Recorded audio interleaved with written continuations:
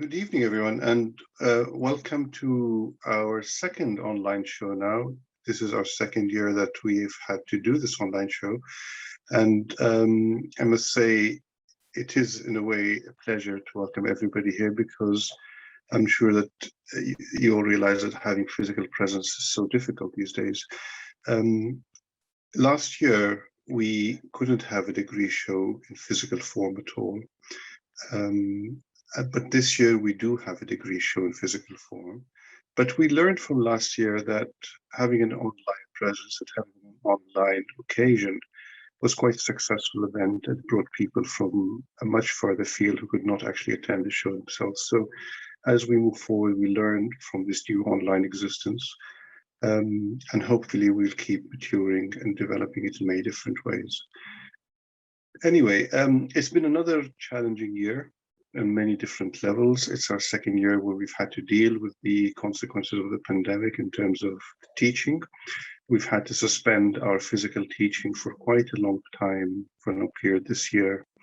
And then we've made the decision to start again as quickly as possible to allow the second years to finish their work and be able to have their exams and put up the show.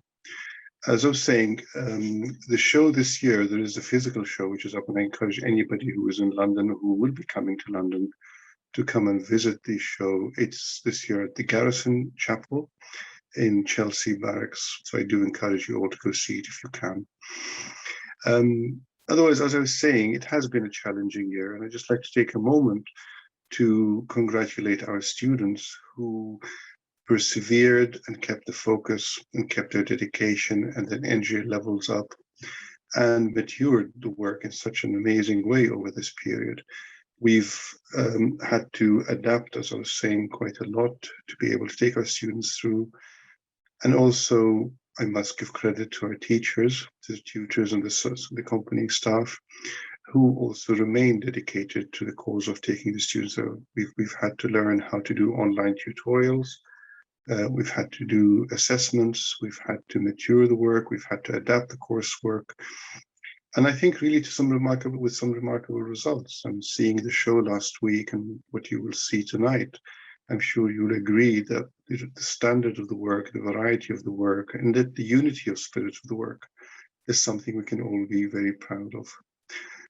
Hopefully this will be the last year that we will have these constructions, and that next year we will be able to host a large opening at the exhibition. We all see there in physical form.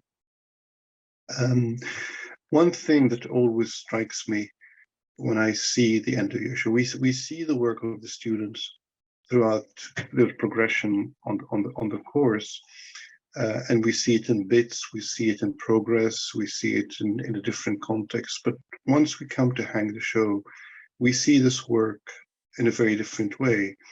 And we see it as a whole, not just as individual pieces of work or a collection of an individual artist or student, but we see the show as the show of the school as a whole. And what always pleases me, and pleased me again, is that I look at it at the end and I realize that each of these students embarked on an individual journey, but they all have the same common spirit. They all came from the same source of the origin of what we are. When we talk about original work at the school, we mean work that has an origin and work that has its roots in our common origin as parts of the family of humanity. When I look at the work that the students have shown this year, as much as any year before, I can truly say that this is original work. It is work that comes and stems from our common origin. It is work that has taken on the individual person's path of investigation and interest, and it comes to a conclusion at this moment in their lives to present the stage of what they are. But when you see the work as a whole, you realize the unity behind this work. You understand the harmony behind this work. These are students who come from all over the world, who come with different gifts, different experiences and skills, and different backgrounds, and different mentalities, and different perceptions of this world. But they go through the program that we present at the school, and somehow they tune in to their real essence, and the real essence which is inclusive of all their colleagues and not exclusive of anyone. And the work at the end is more about the expression of one individual. It's about the expression of a collective and the expression of an understanding of a common consciousness that binds humanity together. That is what we're proud of at the school. And this year, as much as any other year, our students have made us proud that they can express this in such a way. I will now leave the time for Simon, who leads our MA program, and I must give a special thank you to Simon for really holding it together so well this year. I know how difficult it's been on many levels, but he and the team with Lisa and Amber and Will and others who I might not remember to mention have really kept the momentum going in an amazing manner. So I will leave it now to Simon to speak a little bit about the students, to introduce the students, and then we might hear from each of the students for a little bit just to get to know their work a little bit more. So once again, I welcome you and thank you for attending, and I'll hand over to Simon now. Thank you, Simon. Thank you, Khalid. Okay, so the way that we will be running this evening is for me to introduce the individual students, of which we have 12 MA students, and we also have one doctoral PhD student.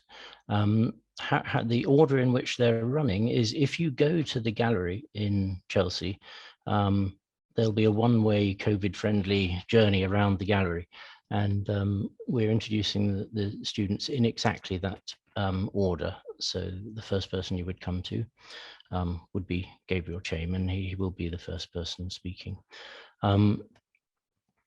So as Khalid alluded to, we've had some excellent exam results from everybody, all the students this year, and many, many thanks to them for all the hard work that they have put in. So we'll be starting now with Gabriel Chaim, if you are ready. So Gabriel, introducing you now. Thank you very much, Simon. Thank you everyone that came. I'd like to show a little bit of my work. The screen will be shared with a reference of the work and how the work is done. They are based on the tradition of icon painting, and this first one shows the Theotokos, or the Mother of God. The next one is St. John the Baptist as the angel of the desert. So he's the foreteller and announcer the coming of the Messiah. The next one is based on the vision of the prophet Ezekiel from what they call the resemblance of the glory of God. In all these icons, they are based on the tradition, but they are done with a contemporary and more personal approach. You will be able to see them at the gallery, of course. And well, this is what the journey has brought us to. Introducing you now, Jacqueline. Okay, hello, my name is Jacqueline Irish. I grew up in a small seaside town in England and have lived in London for a long time. And I studied at the Slade School, learning a system of measurement and proportion, and also was looking a lot at geometry. But it was there that I found my love of Byzantine icons. And it was this love that drew me to the Prince's School of Traditional Arts to read for my master's. My degree show centre around the title of Our Lady Star of the Sea, which is the name that I go to of the church in Greenwich that I go to. And I made a quick observational study of this church on plein air. And the church is partly designed by Pugin. And like him, I've been very much influenced by the international Gothic art of the Middle Ages, especially Frau Angelico, Giotto, and Piero della Francesca. So these paintings have been commissioned by Father Kevin for the church entrance. And the structure behind the image is based upon a sort of Western geometry. And the classes at the school have been a great help in the design process. So this project has allowed me to discover more about the relationship between marine and Christian symbolism, both of which I'm extremely interested in. And I've also managed to revisit my old practice of seascape painting on the beaches of my hometown with my dad. So thank you. Thank you so much, Jacqueline. Yes, that's now we have Prasad Bevan, who has been working with Chinese painting and plein air. So Prasad, if you'd like to. Hello, nice to be here. Just a little bit about myself. I grew up in the foothills of the Himalayas, and the mountains and the nature has always been a big part of my life, and that's something I discovered in Chinese landscape painting. So I began by copying masters, namely one Huang Gongwang, a 13th century scholar, poet, and painter. He was a literati painter, and he was most interested in personal expression rather than literal representation. So he was able to express his feelings through the line, the dot, and the wash. That is the process that's how these paintings are created in those steps. And at the time, Chinese landscape paintings were very important because they offered the viewer, government officials, people working in political and social life, they offered them spiritual sustenance. They could reconnect to the Tao or the life energy force and go back to that amid all the turmoil that they might face. So I started to take a more personal approach, and I was a little bit experimental. I was really interested in the way that ink and water would interact and create these kind of effortless shapes and forms. And I was most interested in the balance between spontaneity and tradition, form and abstraction, the material and the immaterial or void. That's something that's very important at the heart of Chinese landscape painting philosophy. What's not painted is just as important as what is. So I used the kind of experiment, and then I introduced some traditional techniques to give a little bit of context as a landscape. And I didn't want to lose the kind of imaginative aspect that the viewer can have. I then also took a very direct approach to painting. I went out in the parks, which have been a sanctuary for me. The trees, they are very meaningful to me because they represent qualities that I seek. They are the perfect silent witness. They are there, yet they don't react to anything bad happening around them. And they are always ascending towards the light, moving upwards. And for me, that it means a lot to me. And I also like the way that the light can shine on a branch, even in the darkest area, and inspire a sense of hope for it to continue its upward journey. So all these little messages, they meant a lot to me. So I went into the parks and painted. And a small quote by Camille Pizarro: "Blessed are those who see beauty in humble places where others see nothing." So this is my information. Thank you so much. I hope you all enjoy the rest of the meeting. Hey, thank you, Prasad. I know on your website there's a little 2-minute video of you actually out in nature painting, which is lovely to see as well. So thank you. So next person will be Janiece, who has been with us from America for the last 2 years, and I'll leave her to introduce her work to you. Hi, I'm Janiece, as you said, and I would like to share my art with you. Can share the screen, please. So this is work. The idea was to create a manuscript, and this is how it looks in the gallery. If we can move to the next slide, please. Thank you. So geometry is one of the things that brought me to the school, and it's the subject of my manuscript is creation. I think geometry really goes hand in hand with that, the circle and the square. is both so symbolic with heaven and earth, and that's the beginning of so much geometry. And then in the middle image, you can see what's called the orthogon square after von Wolfgang von Versen. And within this square, there are 12 what's called orthogons or proportional rectangles. And these are something that's found throughout nature, and it's been used in art and architecture throughout the centuries. And then in the third image is after Dr. Lance Harding, and it's the geometry of the human form and proportions. Next slide, please. And so for this project, I wanted to focus on three main sections. The geometry is mentioned, calligraphy, because you can't really have a manuscript without calligraphy, and then illuminated miniatures. Let's see, and if we can, oh yes, and I wanted each one of these sections to represent, or to have an image for each day of the Christian creation. Next, please. And so for calligraphy, I chose a scripture verse for each day, and we were lucky to learn a script called Textualis Quadrata, which is a Gothic or a black letter script that was used for copying out Bibles in the Middle Ages.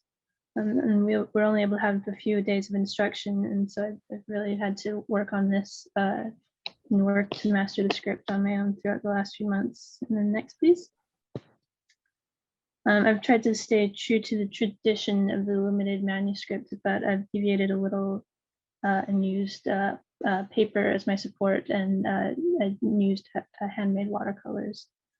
I really love the effects that you're able to get with watercolor. You can get some really nice soft blended colors that you can't really get anywhere else. And it's been really great to be able to make my own watercolors as well. And last slide, please. So there's unfortunately not time to go further into this, but if you're in London, I would really encourage you to go see the show. And if not, please check out my website. And thank you. Hey, lovely. Thank you, Janiece. And it was interesting to see that first slide of yours where it started with the point, the very first part of the first picture was just a little gold point, which then moved into the circle. And then that was actually the first of your images in the exhibition, which is a form of a book. And then the final one was the geometry squares and rectangles, which is where that point has manifested through the circular, the universal, and then moved into form and the squareness of matter. So a deep symbolic journey being delineated there. Lovely, thank you so much. So the next person we have is Leni Chen. Leni Chen is from China. It comes to us from the textile background, and she's been working with the patterns of the Miao people in China, both the geometrical analysis of some of the patterns from these particular people, and also the indigo dyeing techniques that they use for a number of different uses of textiles, actually. Unfortunately, due to technical difficulties all the way from China, we're unable to bring you her recording, which that's just happened this evening. So we're going to miss out. So the next person we have is Saurabh. So Saurabh, welcome to you. Great, thanks. It's lovely to be with everyone, even though I can't see anybody, but it's great to feel your presence in some way. The last year has been an exploration of an overlap of chaos and order. Chaos in the form of dirt or soil or clay, and order in its purest form as number. And so what happens when number and clay meet each other? has been the focus of my exploration. So essentially, this interaction between order, chaos, clay, number gives rise to a lot of different forms. And this has been explored in two very particular areas. One is number in time or music. And this gave rise to different instruments of the tongue drum varieties in percussion and clay donut flutes in terms of woodwind or clay wind instruments. And the other aspect was number in space or geometry. And within geometry, there was a focus in terms of exploring minority groups. Typically in traditional geometry, you see 4, 5, 6 based patterns. So the exploration tried to see, can we look at the less represented groups, such as 7s, such as 9s, and so on and so forth. And the second part of the same exploration was what happens when these groups meet each other? What happens when a 7 and a 9 meet? What do they talk about? Do they have like a common vocabulary? What happens when groups of numbers come together? So on and so forth. So this sort of exploration, a very geeky exploration, I might add, was then harnessed by clay. And that gave rise to a few things which you will see now. Next, please. So the first thing that you just saw spanning the overlap of number and clay is the Simurgh tile. So it might be better to see it up close. So this is one of the tiles. And of course, if any of you have read Conference of the Birds, you know the 7-ness that is inherent to the story. So I tried to explore that through different colors and through different textures of the tiles. We also have the number in time aspect, which is music. And so these are donut flutes. So they are ceramic donuts, of course, inedible, but soulful in terms of music. So they'll feed you, but not directly. A lot of the geometry was harnessed in what I'm calling crepuscular tiles, or the short name for it is bump tiles. So each of these tiles is actually bumped or is a curve. So it starts casting its own shadow and defines its own presence.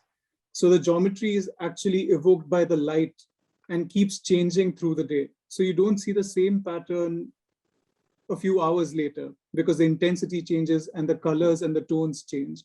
And I tried to stick to just a single color so that in order to explore the light. And I only tried color in one other work, which is the next one. But that's it. So it's essentially curved tiles which explore light and show you what they are made of in terms of geometry. So that is essentially what I've been up to for the last year or so. Thank you very much. Thank you, Saurabh. I'd also like to mention that in the gallery, if you visit, you'll be able to see some other pieces made by Saurabh, and he's got some pierced ceramic screens in which we've displayed as sort of light boxes. And there was one more picture of those. Actually, I thought I ran out of time, so I stopped there. But those who can come to the gallery can come see it. Yeah. There we go. Excellent. That's nice to see. And also a lot of work done on mukhanas. These are the sort of pendentive ceilings from the Islamic world. And also a lot of geometry done through paper folding techniques. So really a very thorough investigation into the world of geometry and its various expressions. And as Saurabh mentioned there, you know, the use of earth or clay, you know, one of the most common substances, and but from which we all come. So the next person we have is our doctoral student who's finishing this year, Nevine Nasser. She has recorded a short presentation and we'll play that to you right now. Hello everyone, I'm Naveen and I'm delighted to be a part of this year's degree show among such talented artists and after such a wonderful PhD journey which explored the relationship between sacred architecture and spiritual experience.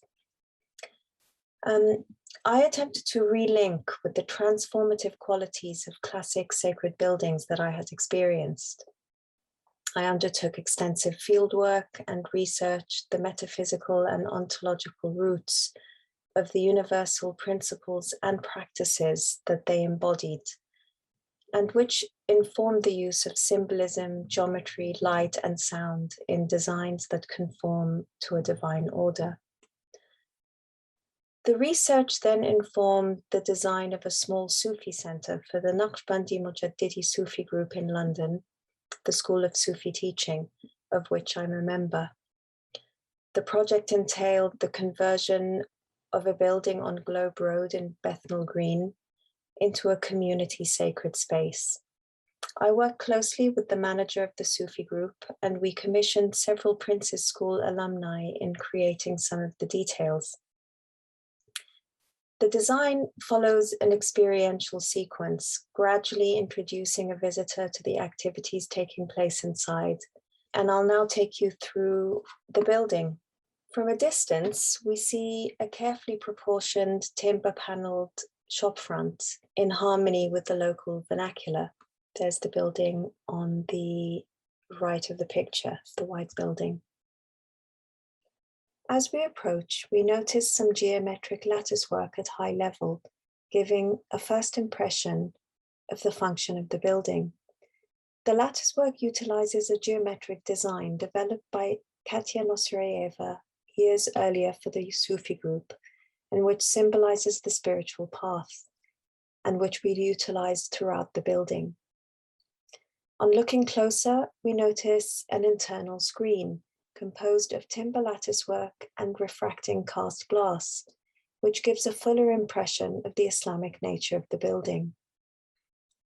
This double skin approach allowed us to mitigate the dichotomy between planning requirements and the need for privacy and lighting in the meditation room that lies beyond. It bridges the Victorian and Islamic styles whilst preserving the integrity of each.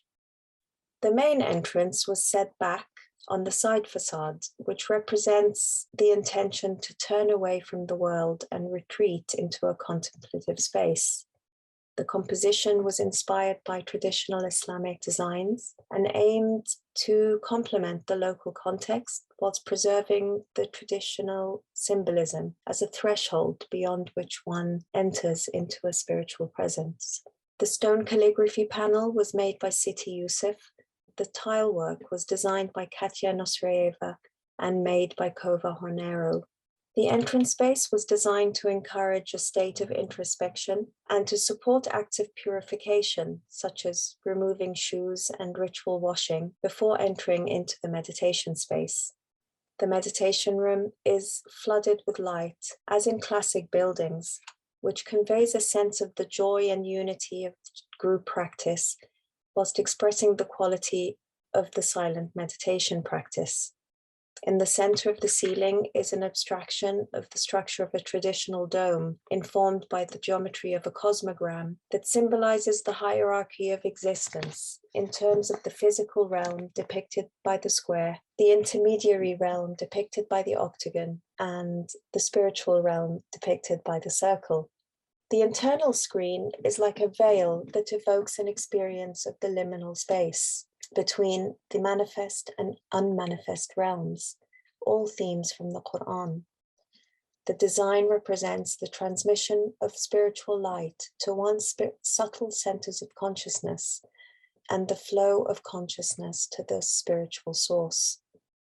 Alternations of light and dark, which is also a recurring theme from the Quran, dynamically transform the space. This is a close-up of the cast glass, showing a detail of the signature pattern designed by Katya, depicting a subtle center of consciousness. On the first floor is a multifunctional space that is intended for more public use. And on the top floor is another multifunctional room and a terrace garden designed by Saurabh inspired by traditional Islamic garden designs. The PhD allowed me to examine my own spiritual and creative practices and experiences, which led to my transformation as an architect. Through it, I've developed a methodology for designing transformative contemporary sacred spaces and for aligning an architect's creative and spiritual practices. Thank you for watching. I hope we can welcome you in the Sufi Center soon. Thanks. How lovely to see that space. And it's particularly interesting to me to see how the teachings of the school can be expressed and utilized in the world. And I was particularly struck when I was looking at the prayer space there, how it affected me, and immediately went into a reflective space. So anyway, thank you so much there, Naveen. So the next of the MA students, we have Aisha Amjad, a painter, and I will let Aisha introduce her work. Hello, and welcome to our online celebration. My project is about journeys and what it means to seek and how that changes us. I've used Mughal miniature techniques to paint these works. Before I begin, I wanted to show you my visual inspiration that comes from antique Islamic maps. And I've been researching these maps for a while now, and I've always felt very drawn to their beauty, which I feel is an intriguing mix of being organic and fluid, and as well as precise and detailed. So moving on to my own work, I have painted three main strands showing three types of journeys: the physical, the spiritual, and the personal. I have used the Indus Valley in present-day Pakistan as the backdrop against which I have painted these journeys or these maps. So this is the first one, and it's the physical journey that depicts a lapis-colored river, which is the Indus River, surrounded by lush gold foliage. It shows the river as a symbol of God's divinity, and which has given birth to a rich and fertile place towards which outsiders are attracted. So the horse and the crane at the top and the pair of Indian deer are all symbolic of creatures and life that are drawn towards the river or the source. This is the second main work, and this is the spiritual journey. And this shows the river leading up to a mystical world containing a tomb. The concept here was inspired by the presence of Sufi saints in the Indus Valley region, in particular Lal Shahbaz Qalandar, who arrived here from Afghanistan in the 12th century. And he was one of the most prominent Sufis who lived and who settled around the Indus River. And he is known for being a syncretic element when it comes to different faiths and religious beliefs in the Indian subcontinent. This is a third main work, which shows my personal journey. And again, water plays a central part as a source of life, around which are certain landmarks that shaped my own life's journey. And the bird and the tiger are symbols actually of my parents. And I've also shown my school here and other influences like my children and marriage and traveling and all of that. So these main works they're supported by these 12 smaller works, which highlight different aspects of my narrative. And altogether, they kind of show or tell the story of a land that was home to many and that was desired by many, and about the forgotten journeys that shaped the identity of this land and my own personal journey. Thank you. Thank you so much, Aisha. And I was struck also by the using the metaphor of the journey. It's something which all of the students experience in their 2 years at the school, and the alumni will testify to this also.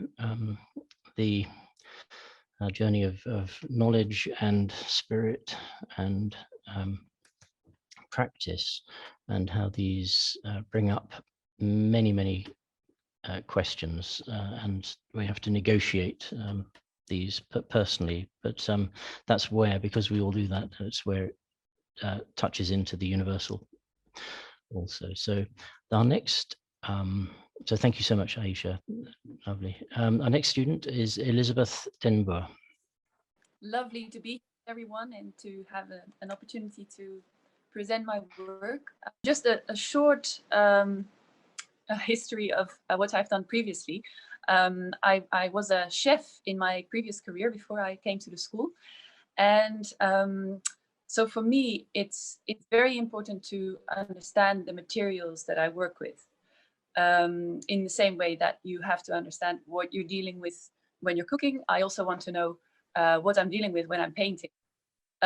So I, for my second year, I did a lot of practice-based research into pigment making and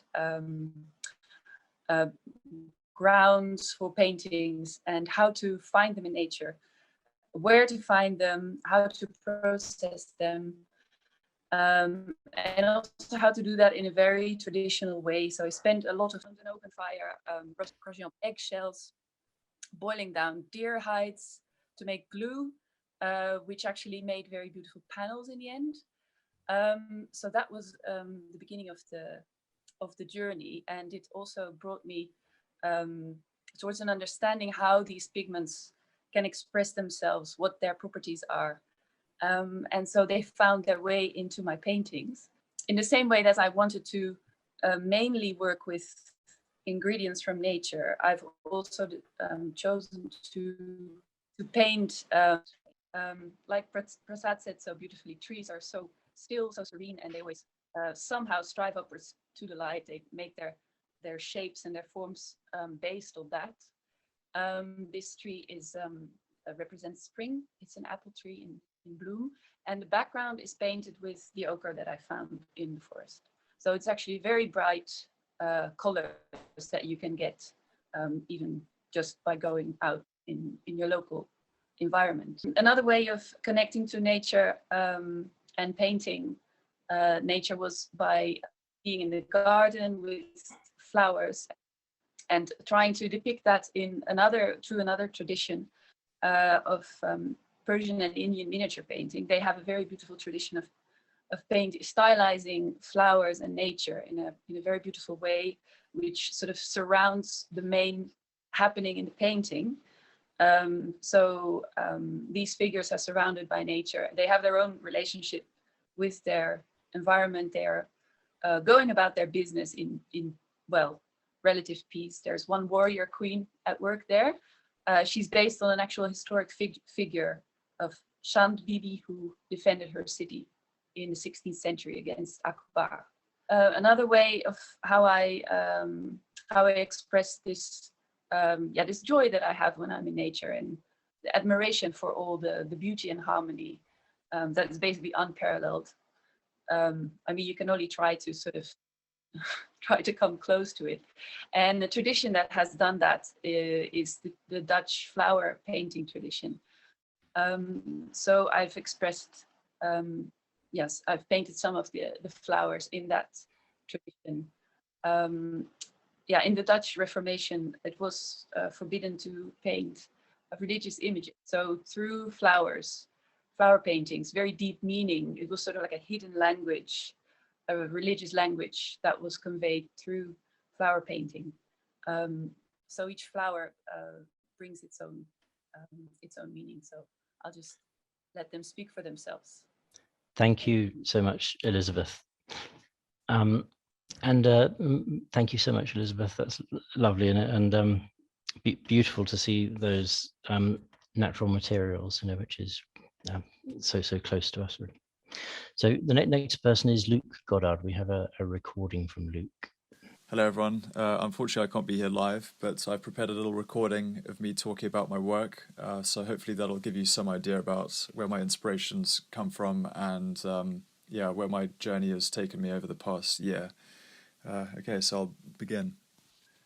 I think at the beginning of the part 2 of the MA, I was quite unsure about what direction I'd be heading in. So it was quite an explorative phase, and I was really searching for something that I could latch onto, something that felt like an authentic direction to follow. But after a few months, I actually decided to return to Cape Town. You know, this was during the height of lockdown in London, and I think it was only really when I returned to South Africa that I really started to find my way. And I think this was just a direct response to the landscape and to the natural beauty that surrounded me there. And I just found myself very inspired and quite spontaneously just sketching out these landscapes from imagination that I guess were a distillation of something that was present in that experience of beauty of the landscape. And alongside this, I also found myself very drawn to Chinese landscape painting, particularly from the Sung dynasty, because I think in these images I recognized that the focus was not on the direct representation or imitation of nature, but the desire to convey something of the felt experience of beauty and harmony. And I understood this as a dissolving of the boundary between the internal and the external in a way that could reflect more fully the wholeness of experience, or the wholeness of being. And I think that sense of wholeness, that sense of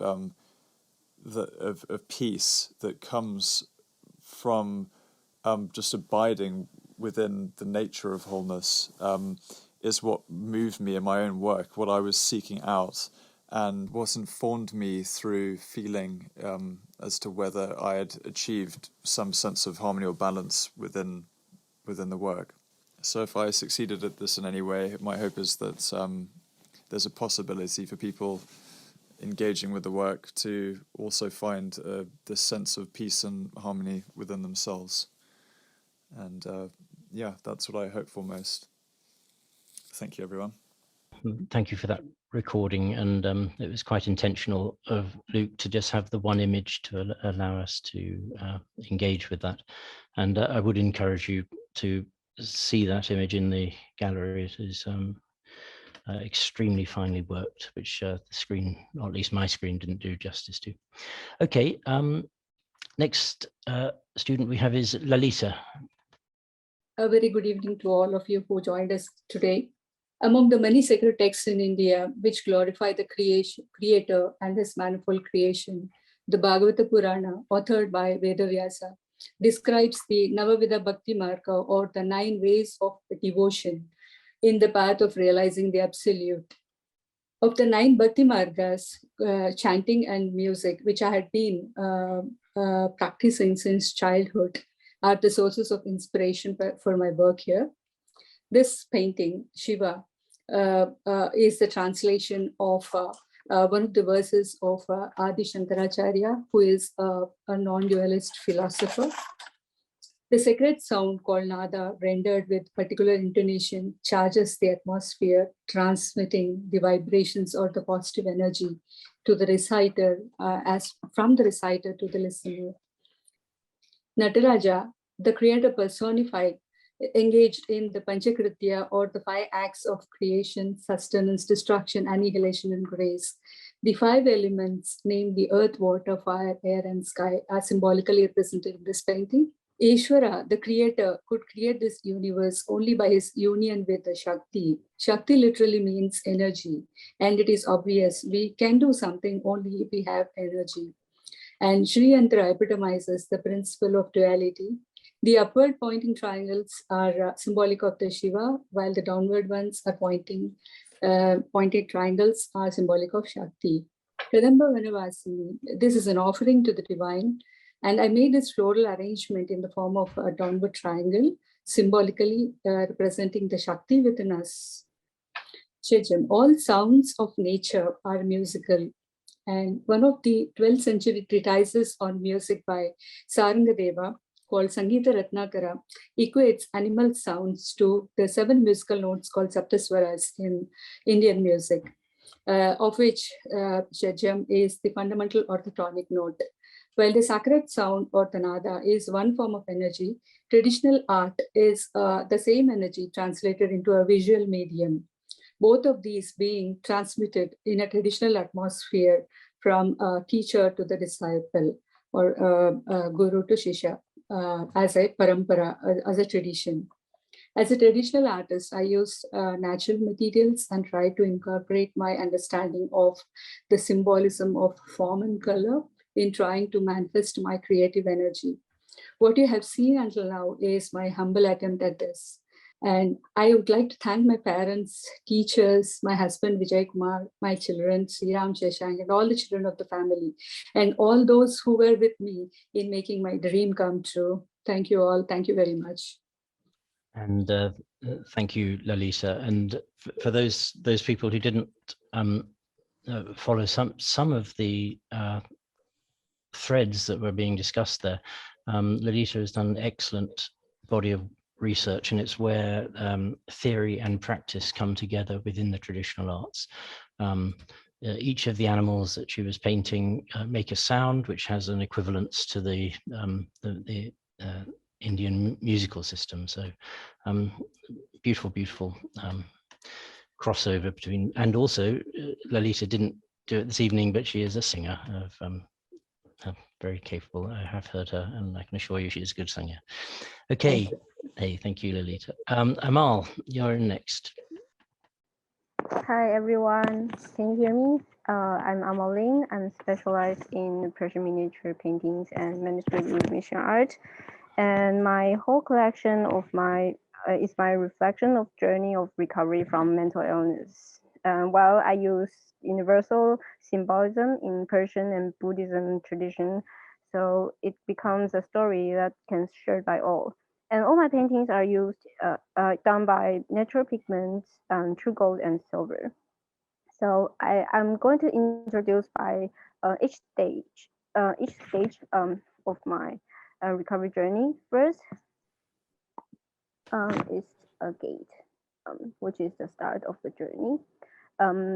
Behind the gate, it's unknown, yet being with hope. And in front of it, it's a garden, which is full of vitality and symbolize possibility and thriving. Next stage is conversation, which is dialogue between my inner voices. And behind the two figures are the purplish stones, which represents the knowledge and spiritual world. The river surrounding the two figures represents tranquility. And you can see the details in the ripples. It's done by a single hairbrush, which is made by Iran kitten hair. So next stage, suffering. It's a torture, which is a torture in my recovery process, both mentally and physically. The halo represents self-commitment and faith.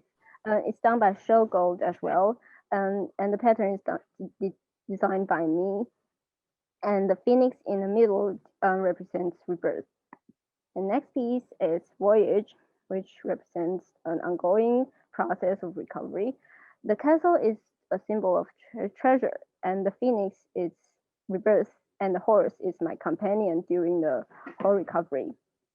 So you can see the detail inside the castle is a illumination which designed by me, and the illumination inside the gate is all done by single hairbrush as well. Next piece is self-compassion. This piece is nearly symmetrical, which is a symbol of harmony in a piece, in my inner heart.